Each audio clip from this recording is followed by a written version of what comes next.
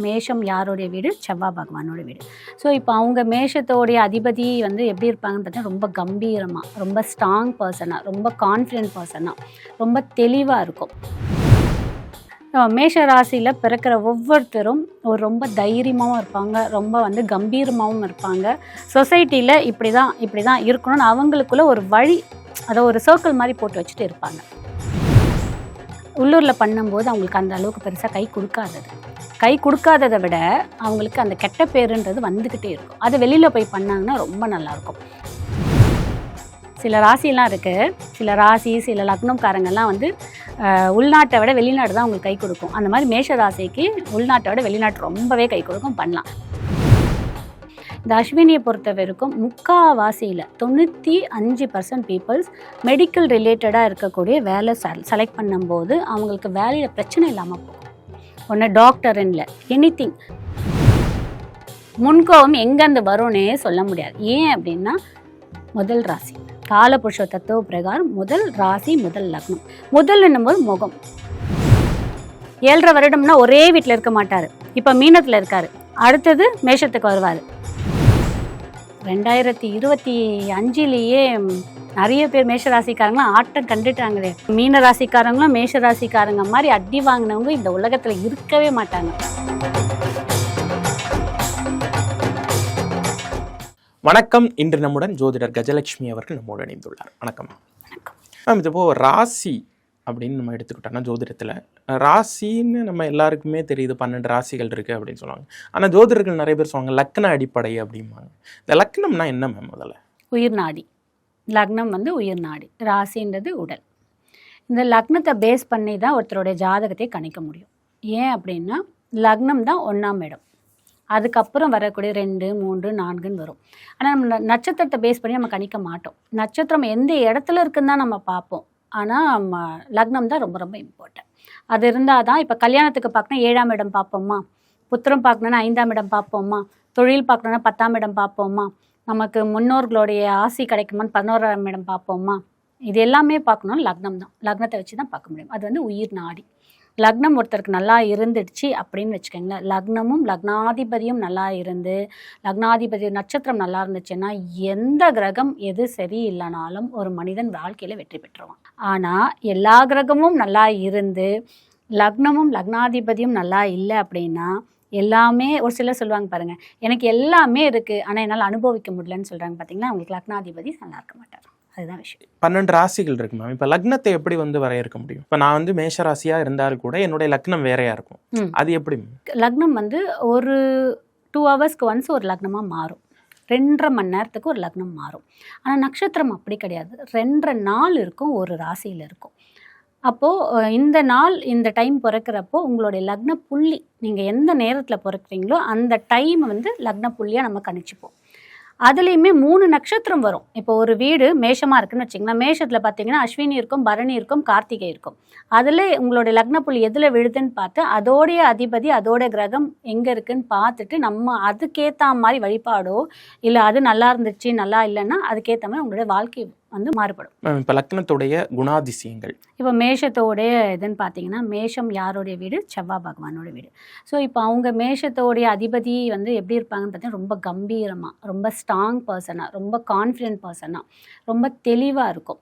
அதுலேயும் பார்த்தீங்கன்னா, இந்த மேஷத்தில் இருக்கக்கூடியவங்க கவர்மெண்ட் ரிலேட்டடாக ஏதாவது ஒரு டச்லேயே இருப்பாங்க. ஒன்று அவங்க கவர்மெண்ட் சர்வெண்ட்டாக இருப்பாங்க, இல்லைன்னா வந்து கவர்மெண்ட் ரிலேட்டடாக இருக்கக்கூடிய இடத்துல கிட்டத்தட்ட, இல்லைன்னா கவர்மெண்ட் ப்ராப்பர்ட்டிலே வசிக்கக்கூடியவங்க, ஏதோ ஒன்று டச்லேயே இருப்பாங்க. அதே மாதிரி அவங்கக்கிட்ட நீங்கள் ஒரு வேலை கொடுத்துட்டீங்கன்னு வச்சுக்கோங்களேன், பர்ஃபெக்ட். அவங்களால முடியும்னாலும் சரி, முடியலனாலும் சரி, அதை அழகாக வழிநடத்தி கொண்டு போவாங்க. ஏன்னா செவ்வான்றது யார்? சேனாதிபதி. ஒரு டீமை வந்து வழிநடத்தி கொண்டு போகிறவர். ஸோ அவர்கிட்ட நீங்கள் எந்த வேலை கொடுத்துட்டீங்கன்னா அவளை பர்ஃபெக்டாக வழிநடத்தி கொண்டு போயிடுவார். மேஷ ராசியில் பிறக்கிற ஒவ்வொருத்தரும் ஒரு ரொம்ப தைரியமாகவும் இருப்பாங்க, ரொம்ப வந்து கம்பீரமாகவும் இருப்பாங்க. சொசைட்டியில் இப்படி தான் இருக்கணும்னு அவங்களுக்குள்ள ஒரு வழி, அதை ஒரு சர்க்கிள் மாதிரி போட்டு வச்சுட்டு இருப்பாங்க. மேஷ லக்னத்தில் பிறந்தவங்கன்னு பார்த்தீங்கன்னா குண்டாலாம் இருக்க மாட்டாங்க, ரொம்ப குண்டாக இருக்க மாட்டாங்க. ஆனால் ஒல்லியாகவும் இருப்பாங்க, அழகாகவும் இருப்பாங்க, தெளிவாகவும் இருப்பாங்க. இது வந்து மேஷ லக்னக்காரங்க. இப்போ மேஷ லக்னம்னு சொன்னீங்க இல்லையா, இப்போ மேஷ லக்னத்துக்கு கீழே வரக்கூடிய நட்சத்திரங்கள் என்னென்ன? இப்போ மேஷத்தில் வந்து நமக்கு 9 நட்சத்திரம் இருக்கும். அதில் வந்து பார்த்தீங்க அப்படின்னா அஸ்வினி 4 பாதம், பரணி 4 பாதம், கார்த்திகை 1 பாதம். இப்போ அஸ்வினியோடைய அதிபதி யாராக வருவார்னா கேது வருவார். ஸோ செவ்வாய் ப்ளஸ் கேது. செவ்வாய் வீரம், கேது ஞானம், வீரம் கலந்த ஞானம் இருக்கும். பரணி சுக்கிரன். ஸோ வீரமும் இருக்கும், அழகும் இருக்கும், அந்த நலிவு செலிவுன்னு சொல்லுவாங்க பார்த்தீங்களா, அது எல்லாமே இந்த பரணி நட்சத்திரத்துக்கு இருக்கும். கார்த்திகை வந்து சூரியனுடையது. சூரியன்னா தலைமை பண்பாக இருப்பாங்க. ஸோ செவ்வாய் ப்ளஸ் சூரியன் இணையும் போது இந்த மருத்துவர்லாம் இருக்காங்க பார்த்துருக்கீங்களா, மருத்துவர், கவர்மெண்ட்டில் வந்து ஐஏஎஸ் ஆஃபீஸர்ஸு, ஒரு பெரிய போஸ்டிங்கில் இருக்காங்க பாருங்கள், அவங்க எல்லாருமே இந்த கார்த்திகை நட்சத்திரம், மேஷராசியில் கார்த்திகை நட்சத்திரம் பிறந்தவங்க அவங்க வர்றதுக்கு வாய்ப்பு ஜாஸ்தி இருக்குது. என்ன தலைமை பண்போடு அவங்க வழி நடத்தி போவாங்க. அவங்களுடைய டீம் ஆகட்டும், வீடாகட்டும், அவங்களோட ஆஃபீஸாக இருக்கட்டும், எல்லாமே அந்த மாதிரி வழி நடத்தி போகிறவங்களா இருப்பாங்க. இந்த 4 பாதத்துக்குமே ஒவ்வொரு பாதத்துக்குமே ஒவ்வொரு குணாதிசயமாக இருக்கும். ஏன்னா டிகிரி வைஸாக அதெல்லாம் நம்ம பார்க்கக்கூடிய விஷயமா இருக்கும். இதில் என்னன்னு பார்த்தீங்கன்னா, இந்த மேஷ லக்னக்காரங்க அவங்க எல்லாத்துலேயுமே பர்ஃபெக்டாக இருப்பாங்க. ஆனால் இந்த காதல்ன்ற போது மட்டும் லவ் பண்ணும்போது லவ் எல்லாம் அவங்களுக்கு செட் ஆகும். லவ் பண்ணுவாங்க, எல்லாம் பண்ணுவாங்க. ஆனால் கல்யாணம்னு வரும்போது அந்த லவ் வந்து செட் ஆகுமானா ஆகாது. 2 வருஷம் லவ் பண்ணுவாங்க, 3 வருஷம் லவ் பண்ணுவாங்க, 10 வருஷம் லவ் பண்ணுவாங்க, எல்லாம் பண்ணுவாங்க. ஆனால் கல்யாணம்னு போகும்போது அவங்களுக்கு அந்த லவ் மேரேஜ் செட் ஆகாது. அதனால் நான் என்ன சொல்வேன் அப்படின்னா, மேஷராசிக்காரங்களும் முடிஞ்ச அளவுக்கு வீட்டில் பார்க்குறவங்கள கல்யாணம் பண்ணிக்கோங்க. லவ் மேரேஜ் பக்கம் போகாதீங்க. காதல் கல்யாணம் உங்களுக்கு செட் ஆகாது. அது பெரிய தொந்தரவில் கொண்டு விட்டுரும். அதை விட என்னென்னு பார்த்தீங்கன்னா, இன்னொரு விஷயம், அது காதல் மட்டும் கிடையாது. ஃப்ரெண்ட்ஸு தெரிஞ்சவங்க ரெஃபர் பண்ணுறாங்க, அடிக்கடிக்கு ஃப்ரெண்ட்ஸ் வீட்டுக்கு வந்து போகிறவங்க, அவங்களெல்லாம் கூட லவ் பண்ணலனாலும் எங்கள் வீட்டில் சொல்கிறாங்க, நல்ல பர்சனாக இருக்காங்க, கல்யாணம் பண்ணிக்கலாம்லாம் சொல்லுவாங்க பார்த்தீங்களா. அந்த மாதிரி தெரிஞ்சவங்களே கல்யாணம் பண்ணிக்காதீங்கன்னு சொல்வேன். மேஷராசிக்காரங்க பண்ணிங்கனாலே உங்களுக்கு கல்யாணம் பெரிய பஞ்சாயத்தில் எடுத்து விட்டு போயிடும். தெரியாமல் வெளியிலேருந்து வரக்கூடிய வரனை அமைச்சிக்கிட்டிங்கன்னா உங்களுடைய கல்யாண வாழ்க்கை ரொம்ப நல்லாயிருக்கும். நீங்களா தெரிஞ்சவங்களை கல்யாணம் பண்ணிக்கிட்டிங்கன்னா உங்களுடைய திருமண வாழ்க்கை நல்லா இருக்காது. ஸோ கம்ப்ளீட் ஸ்ட்ரேஞ்சரை தான் மேஷராசிக்காரங்க கல்யாணம் பண்ணணும். கண்டிப்பாக. அதே மாதிரி அவங்களுக்கு கடன் அப்படின்னு பார்த்தீங்கன்னா, கடன் கொடுக்கல் வாங்கலெல்லாம் இருக்கும். ஆனால் பெருசாக எதுவும் வாங்கி மாட்டிக்காதீங்க, அது உங்களால் அடைக்க முடியாது. ஸோ அதில் மட்டும் ரொம்ப ரொம்ப கவனம் வேணும் எப்பயுமே. மேஷ லக்னக்காரங்களே இதுதான் ஒரு பெரிய பிரச்சனை. கடனெல்லாம் ஒரு வாக்கு கொடுத்து வாங்கிடுவாங்க, அடைச்சிடுவாங்க. ஆனால் என்ன பண்ணுவாங்க, அடைச்சிட்டோமே இன்னொரு கடன் எடுத்துக்கலான்னு போகும்போது அந்த செகண்ட் டைமை தேர்ட் டைமை மாட்டிப்பாங்க. ஸோ அந்த மாதிரி விஷயத்தில் கொஞ்சம் கவனமாக செய்யும் போது நமக்கு நல்லாயிருக்கும். மேம், இப்போ மேஷ லக்னத்தில் நீங்கள் சொன்னீங்க இவங்கெல்லாம் இந்த மாதிரியெல்லாம் இருப்பாங்க அப்படின்னு சொல்லிட்டு. ஸோ தொழில் அப்படிங்கிறப்ப அவங்களுடைய வேலை காரியமாகட்டும், பிஸ்னஸ் ஆகட்டும், என்ன மாதிரியான ஒரு பண்பில் அவங்களுக்கு வருது? அவங்க தொழிலாகட்டும் வேலையாகட்டும் ரெண்டுமே உள்ளூரில் வச்சுக்கிட்டாங்கன்னா அவங்களுக்கு அமையாது. அவங்க ஊரை விட்டு ஊர் போய் பண்ணும்போது அது அமையும். அது தொழிலாக இருந்தாலும் வேலையாக இருந்தாலும் உள்ளூரில் பண்ணும்போது அவங்களுக்கு அந்த அளவுக்கு பெருசாக கை கொடுக்காததை விட அவங்களுக்கு அந்த கெட்ட பேருன்றது வந்துக்கிட்டே இருக்கும். அது வெளியில் போய் பண்ணாங்கன்னா ரொம்ப நல்லாயிருக்கும். அதனால தான் சொல்கிறது, பொண்ணாக இருந்தாலும் சரி பையனாக இருந்தாலும் சரி கல்யாண வாழ்க்கையில வெளியிலேருந்து கொண்டு வாங்கன்னு சொன்னேன். மேஷத்தை பொறுத்த வரைக்கும் வெளியிலேருந்து பண்ணும்போது அது எல்லாமே அமைஞ்சிடும். உள்ளுக்குள்ளேயே பார்க்கும்போது அது பிரச்சனை பஞ்சாயத்தில் தான் கொண்டு விடும். உள்ளூர்லேயே இருக்காதரா ஃபாரின்லாம் போகிறவங்களுக்கு மேஷராசிக்கு சூப்பராக இருக்கும். சில ராசிலாம் இருக்குது, சில ராசி சில லக்னம்காரங்கள்லாம் வந்து உள்நாட்டை விட வெளிநாடு தான் அவங்களுக்கு கை கொடுக்கும். அந்த மாதிரி மேஷ ராசிக்கு உள்நாட்டை விட வெளிநாட்டு ரொம்பவே கை கொடுக்கும், பண்ணலாம். மேஷ லக்னக்காரங்கன்னு பார்த்தீங்கன்னா ட்ராவலிங்லேயே இருப்பாங்க. அவங்களால ஒரு இடத்துல இருக்கவே முடியாது, ட்ராவலிங்லேயே இருப்பாங்க. அப்படியே எங்கேயாவது போயிட்டே இருப்பாங்க. நீங்கள் ஏதாவது அவங்களுக்கு ஒரு ஜாபில் கூட ஒரு இடத்த போட்டு உட்கார வச்சு கொடுத்து பாருங்கன்னா ஒரு இடத்துல ஒரு சீட்டில் உட்காரவே மாட்டாங்க, எங்கேயாவது சுற்றிக்கிட்டே இருப்பாங்க. அது அவங்களுடைய குணாதிசயங்கள். அந்த குணாதிசயம் ஒன்றும் பண்ண முடியாது. அதே மாதிரி உணவு பிரியராகவும் இருப்பாங்க. உணவை வந்து ருசித்து சாப்பிடும். அதுலேயும் இந்த பரணி நட்சத்திரக்காரங்களாம் பார்த்தீங்கன்னா உணவுக்கு ரொம்பவே முக்கியத்துவம் கொடுப்பாங்க. உணவு மட்டும் இல்லை, தான் அப்படின்ற ஒரு இது இருக்கும். அவங்க என்னெல்லாம் மைனஸை கம்மி பண்ணிக்கலாம் அப்படின்னு பார்த்தீங்க அப்படின்னு வச்சுக்கோங்களேன், இந்த அஸ்வினி நட்சத்திரக்காரங்க அவங்களுடைய சோம்பேறித்தனத்தை விட்டுட்டாங்கன்னு வச்சுக்கோங்களேன், அவங்களோட வாழ்க்கை ரொம்ப சூப்பராக இருக்கும். அவங்க என்னெல்லாம் எதிர்பார்க்குறாங்களோ அது எல்லாமே நடக்கும். அதே மாதிரி இந்த மேஷ ராசியில் அஸ்வினி இருக்குது பார்த்தீங்களா, அந்த அஸ்வினி நட்சத்திரம் இருக்கக்கூடிய வீட்டில் ஒன்று யாராவது ட்வின்ஸ் பேபிஸ் இருப்பாங்க, ரெட்டை பிறந்தவங்க இருப்பாங்க, இல்லை ஃப்ரெண்ட்ஸ் இருப்பாங்க, இல்லைன்னா அக்கம் பக்கத்தில் இருக்கவங்க இருப்பாங்க, இல்லை ரிலேஷன் இருப்பாங்க. அந்த கனெக்டிவிட்டி அப்படியே இருக்கும் ஒன்று.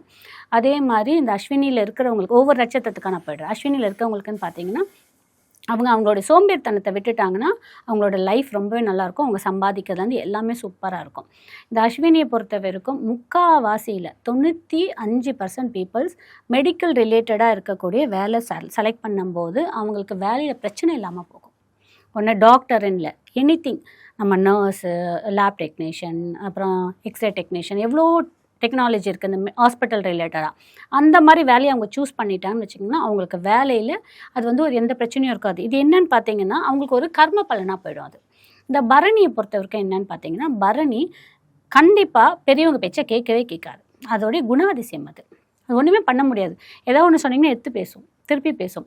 அவங்க அதை கட் பண்ணிக்கிட்டாங்கனாலே அவங்களுடைய லைஃப் சூப்பராக இருக்கும். யாரையா ஒருத்தர் பிடிச்சிக்கணும், அவங்களுடைய பெரியவங்களோ அவங்களுடைய குருவோ அவங்களுடைய கடவுளோன்னு சொல்லிட்டு பரணி நட்சத்திரம் அவங்கள பின்படுத்தி போனாலே அவங்களோட வாழ்க்கை ரொம்ப நல்லாயிருக்கும். ஒன்று அதே மாதிரி யோசித்து ஒவ்வொரு விஷயம் செய்யும் போதும் ரொம்ப நல்லாயிருக்கும். கார்த்திகை பொறுத்த வரைக்கும் என்னென்னா முன்கோபம் ரொம்ப ரொம்ப ஜாஸ்தி இருக்கும். மேஷ ராசினாலே முன்கோபம் இருக்கும் சார். மேஷ ராசியும் மேஷ லக்னமும் முன்கோபம் எங்கேருந்து வரும்னே சொல்ல முடியாது. ஏன் அப்படின்னா முதல் ராசி காலபுருஷ தத்துவ பிரகாரம் முதல் ராசி முதல் லக்னம். முதல் என்னும்போது முகம் எடுக்கும் போதே கோபம் தான், அடித்தட்டி தான். அதுவும் அதோட வீட்டு ஓனர் யார்? செவ்வாய். அவர் அப்படியே ஒரு வீரம், அப்படியே சூடு எல்லாமே இருக்கும்ல, அதனால ஒரு ஃபைட்டிங்காக தான் இருக்கும் அது. ஸோ ரொம்ப ஆக்ரோஷமாக இருப்பாங்க அவங்க. அதனால் அதெல்லாம் அவங்க கொஞ்சம் விட்டுட்டாலே அவங்க லைஃப் ரொம்ப ரொம்ப ரொம்ப ரொம்ப சூப்பராக இருக்கும். இந்த மேஷ லக்னத்துக்கு பாதகாதிபதியாக யாரெல்லாம் வருவாங்க அப்படின்னு பார்த்தோன்னு வச்சுக்கோங்க. ஆக்சுவலாக மேஷம் ராசியோ மேஷ லக்னத்துலேயோ தான் சூரியன் உச்சம். சூரியன் பார்த்திங்கன்னா மேஷத்தில் உச்சம், விருச்சிகத்தில் நீச்சம். இந்த 2 பேருமே சுவாமி மலை போயிட்டு வரலாம். அவங்களுக்கு ஒரே பரிகாரம் அதுதான். சுவாமி மலை போயிட்டு வர்றது ரொம்ப ரொம்ப அதீத பலனை கொடுக்கும். மேஷ லக்னக்காரங்களுக்கு குரு தசை வரவே கூடாது.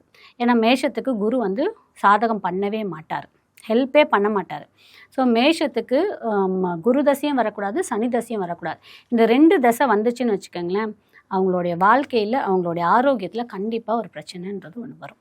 ஸோ அதை மட்டும் அவங்க கவனமாக பார்த்துக்கலாம். குரு எங்கே இருக்காருன்னு பார்த்துக்கணும். குரு பார்த்துக்கும் போது நல்லாயிருக்கும். இப்போ சனி திசைன்னு சொல்கிறீங்க, அதுவும் இந்த சனி பெயர்ச்சிக்கும் என்ன டிஃப்ரென்ஸ் ஏதாவது இருக்கா, இல்லை அதுதானே?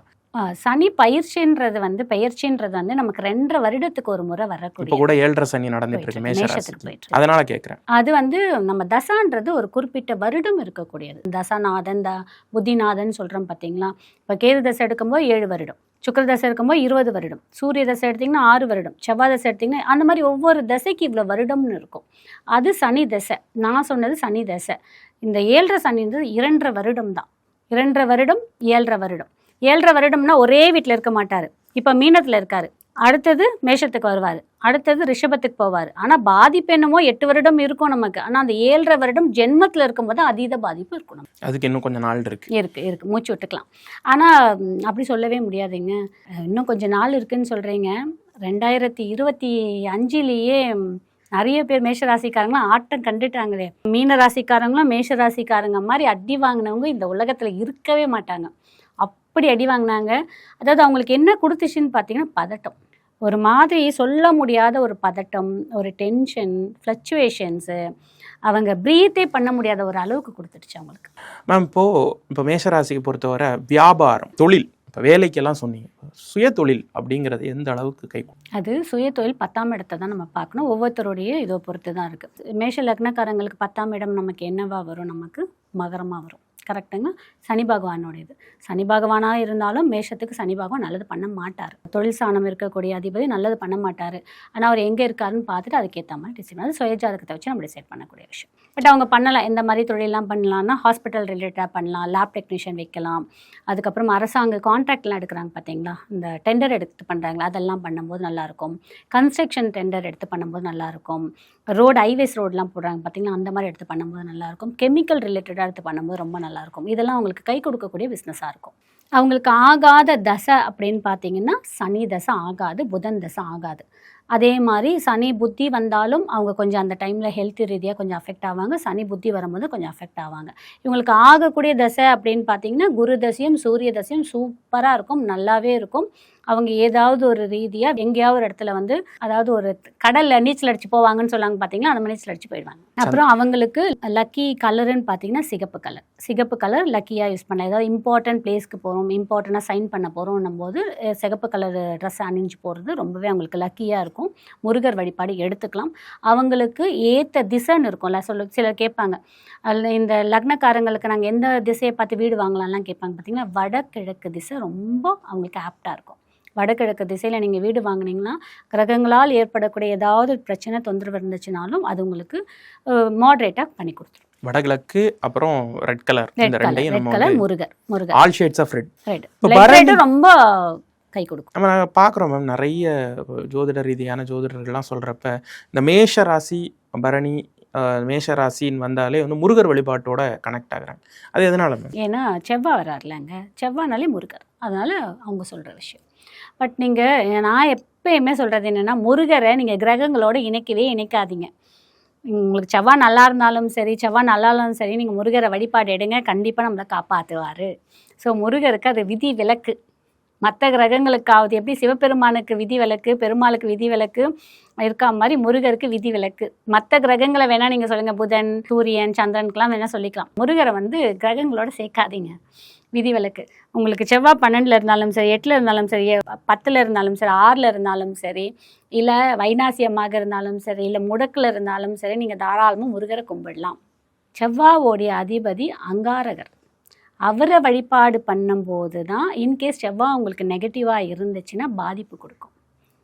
முருகர் நமக்கு காமனான கடவுள். ஸோ அவர் நம்மளை காக்கும் கடவுள். அவர் நம்மளை கஷ்டம் கொடுக்க மாட்டார், தாராளமாக கும்பிடலாம். நாள் தான் என் செய்யும், கோள் தான் என் செய்யுங்கிற மாதிரி, வினைதான் என் செய்யும். அந்த மாதிரி 12 ராசிக்காரங்களுக்குமே நான் ஒரு வீடியோஸ் கொடுத்துருக்கேன். 12 ராசிக்காரங்களுக்குமே 12 முருகர் கோவில் என்னெல்லாம் போய் கும்பிடலான்றதையும் கொடுத்துருக்கேன். ஸோ இந்த ராசிக்காரங்க தான் முருகரை கும்பிடணும், இந்த லக்னக்காரங்க தான் முருகர் கும்பிடணும்னு கிடையாது. முருகரை தாராளமாக எல்லாருமே கும்பிடணும். ஒட்டுமொத்தமாக இந்த லக்னம், மேஷ லக்னம் பொறுத்தவரை வரவிருக்கக்கூடிய 2026 ஒரு புது வருடம் வருதுன்னா நமக்கு ஒரு எதிர்பார்ப்பு இருக்கும், அடுத்த வருடம் நமக்கு என்ன ஆக போகுது அப்படிங்கிறது. இப்போ இந்த 2026 இந்த மேஷ லக்ன ராசிக்காரங்க என்னென்ன மாதிரியான விஷயங்கள்லாம் ரொம்ப கவனமாக இருக்கணும், எதெல்லாம் அவங்க வந்து தொடவே கூடாது? எதை தொடக்கூடாது அப்படின்னு பார்த்தீங்கன்னா, முதல்ல லோன் வாங்குறது செய்யவே கூடாது ஃபஸ்ட்டு. ஏன்னா நிறைய பேர் இன்க்ளூடிங் என்ன மாதிரி ஜோதிடருக்கு சொல்லக்கூடிய விஷயம் என்னன்னு பார்த்தீங்கன்னா, விரயத்தில் சனி பகவான் இருக்காது, நீ வீடு வாங்கிக்கோ, நீ வந்து கார் வாங்கிக்கோ, நீ ஜுவல்ஸ் வாங்கிக்கோ, விரயமாக பண்ணிக்கோ, நீ கொண்டு போய் எங்கேயும் ஏமாறத்துக்கு பதிலாக பண்ணிக்கோன்னு சொல்லாங்க. அதை மட்டும் செய்யாதீங்க. சுப விரயம்ன்றாங்க. வேண்டான்ற, உங்ககிட்ட சுப விரயம் பண்ணிக்கோ, உங்ககிட்ட என்ன இருக்கோ அதுக்கேற்ற மாதிரி பண்ணிக்கோ. 2 லட்ச ரூபா இருக்கா, ஒரு 1 லட்ச ரூபா கடன் வாங்கி பண்ணிக்கோங்க. 10 லட்சமோ நீங்கள் எக்ஸ்ட்ராவை போட்டு வாங்கினீங்கன்னா அது உங்களுக்கு தங்கவே தங்காத அந்த பொருள். ஏன்னா அடுத்த ஜென்மத்தில் வந்து உட்காருவார். நமக்கு இப்போ வர்றதுக்கு முன்னாடியே ஆட்டம் கண்டுட்டோம், வந்ததுக்கப்புறம் எப்படி இருப்போன்னு கொஞ்சம் யோசிங்க. அதனால் அந்த தப்பை செய்யாதீங்க. ரொம்ப கேர்ஃபுல்லாக அவங்க எதில் இருக்கணும் அப்படின்னு பார்த்தீங்கன்னா, சுப விரயத்தில் கண்டிப்பாக கேர்ஃபுல்லாக இருக்கணும். ஹெல்த்தில் கேர்ஃபுல்லாக இருக்கணும். ஹெல்த் என்னன்னு பார்த்தீங்கன்னா, நரம்பு ரிலேட்டடாக கண்டிப்பாக ஹெல்த் ப்ராப்ளம் வரும். அதில் ரொம்ப ரொம்ப கவனம் இருக்கணும். வயிறு சார்ந்த பிரச்சனையும் கவனம் இருக்கணும். அடுத்ததுன்னு பார்த்தீங்கன்னா, அடுத்தவங்க கிட்ட பேசும்போது மிக மிக மிக கவனம் தேவை.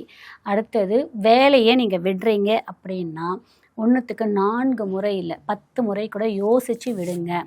வேலையை விடுறீங்கன்னா, இல்லை அதுலேயே உங்களால் கண்டினியூ பண்ண முடியும்னா தயவு செய்து கண்டினியூ பண்ணுங்கள். வேலையை விடுறதுக்கு முன்னாடி யோசித்து தான் பண்ணணும். அப்படி இல்லை, வேறு சுச்சுவேஷன் இல்லை, நான் விட்டே ஆகணும் அப்படின்னு நினைக்கிறவங்க இடத்த விட்டு இன்னொரு ஊருக்கு போய் வேலையை சேருங்க. இருக்கக்கூடிய இடத்துல வேலை சேராதீங்க. அப்படி இல்லை ஜூனுக்கு அப்புறம் வேலையை மாற்றிக்கங்க. இடத்துல அப்பாயின்மெண்ட் ஆர்டரை வாங்கிட்டு அதுக்கப்புறம் பண்ணுங்கள். இன்னொரு விஷயம் அப்படின்னு பார்த்தீங்கன்னா, ஹெல்த்தில் ரொம்ப ரொம்ப இம்பார்ட்டன்ஸ் கொடுக்கணும். கண்டிப்பாக மேஷ ராசியோ மேஷ லக்னக்காரங்களுக்கோ 2026 வருடம் திருமணம் கண்டிப்பாக ஆகும். அதில் மாற்றமே கிடையாது. ஆனால் அந்த திருமணத்தை செக் பண்ணி பண்ணுங்க. ரொம்ப கவனம் வேணும். அதில் கொஞ்சம் கேர்ஃபுல்லாக பண்ணுங்கள். அடுத்ததுன்னு பார்த்தீங்கன்னா, இந்த மேஷம் யார் 2020 என்ன பண்ணக்கூடாது அப்படின்னா, நண்பர்கள்கிட்ட எல்லா சீக்ரெட்டையும் சொல்லிடக்கூடாது. உங்களுக்குன்னு ஒரு ப்ரைவசி வச்சுக்கோங்க, ஓகேங்களா? இல்லைனா அதுவே நமக்கு பெரிய ஆபத்தாக போய் முடியும். ஸோ இதெல்லாம் மட்டும் அவங்க பார்த்துக்கணும். இதெல்லாம் பார்த்துக்கும் போது கொஞ்சம் நல்லாயிருக்கும். கால் வைக்காதீங்க. பிஸ்னஸ் பண்ணுறீங்களா, ஓன் பிஸ்னஸ் பண்ணுறீங்களா, பண்ணிகிட்ருக்க பிஸ்னஸ் அப்படியே கண்டினியூ பண்ணுங்கள். அதை விட்டுட்டு இன்னும் ஒரு 10 லட்சம் நான் போடுறேன், இன்னொரு 5 லட்சம் போடுறேன், எனக்கு இன்னொரு ஆர்டர் வருங்க. இப்போ என்ன பண்ணோன்னா, ஃபாரின் ஆர்டர், எக்ஸ்போர்ட் ஆர்டர்லாம் நமக்கு வரும். 2 ஆர்டர் வந்துடுச்சு, 20 லட்சம் சம்பாதிச்சிட்டோம். இன்னொரு ஆர்டர் வரப்போகுது, அதுக்கு நம்ம இன்னொரு 20 லட்சம் இன்வெஸ்ட் பண்ணோன்னா நமக்கு 50 லட்சம் வரும்னு சொல்லிட்டு ஆர்டர்லாம் வரும். அந்த இடத்துல லாக் ஆவீங்க. அதெல்லாம் கவனம். அதீத ஆசை வேண்டாம், பேராசையாக போய் மாட்டிப்போம். அதனால் அதில் மட்டும் ஒரு 2 வருடம் கொஞ்சம் கவனமாக இருந்துக்கங்க. ஹெல்த்து கண்டிப்பாக இம்பார்ட்டன்ட். நரம்பு பிரச்சனை வரும், வயிறு பிரச்சனை வரும், ஹெல்த்து கண்டிப்பாக இம்பார்ட்டன்ட் இருக்கணும். அதுலேயும் இந்த ஹார்ட் ப்ராப்ளம்லாம் கொஞ்சம், ஏன்னா நம்ம ஓவர் டென்ஷன் ஆனாலும் நமக்கு எங்கே கை வைக்க போகிறோம், பிளட்டு ஃப்ளக்சுவேஷன்ஸில் இருக்கும். அதில் மட்டும் கொஞ்சம் கவனம். முருகர் சொன்னீங்க, பிரதானமான ஒரு தெய்வமாக முருகரை பிடிச்சிக்கிங்க அப்படின்னு. என்னென்ன கோயில் தரிசனங்கள்லாம் இந்த வருஷத்தில் 2026 இவங்க பண்ணணும்? 2026 மேஷ லக்னக்காரங்களே ஃபாலோ பண்ணக்கூடிய 2 கோவில் இருக்குது. ராமேஸ்வரம், வருடத்துக்கு ஒரு முறையாவது ராமேஸ்வரம், இல்லை முடியலன்றவங்க 5 வருடத்துக்கு ஒரு முறையாவது ராமேஸ்வரம் போயிட்டு வரலாம். இல்லை அவங்களோட தசாபுத்தி காலம் ஒரு தசா முடிஞ்சு இன்னொரு தசா ஆரம்பிக்கிறதுக்கு முன்னாடியும் போயிட்டு வரலாம். அடுத்தது பார்த்திங்கன்னா சுவாமிமலை. இந்த 2 கோவிலை மட்டும் அவங்க ரிப்பீட்டடாக போயிட்டு வரும்போது அந்த லக்னத்தில் ஏற்படக்கூடிய இன்னல்கள் ஏதாவது நமக்கு இடையூறு இருக்கும் பார்த்திங்களா, அது விலகி நமக்கு நல்லது. அப்புறம் முருகர் வழக்கம் போல் நம்ம முருகரை பிடிச்சிக்கலாம். மேஷ லக்னம் குறித்து நிறைய விஷயங்களை எங்களோட பகிர்ந்துக்கிட்டீங்க. ரொம்ப நன்றி.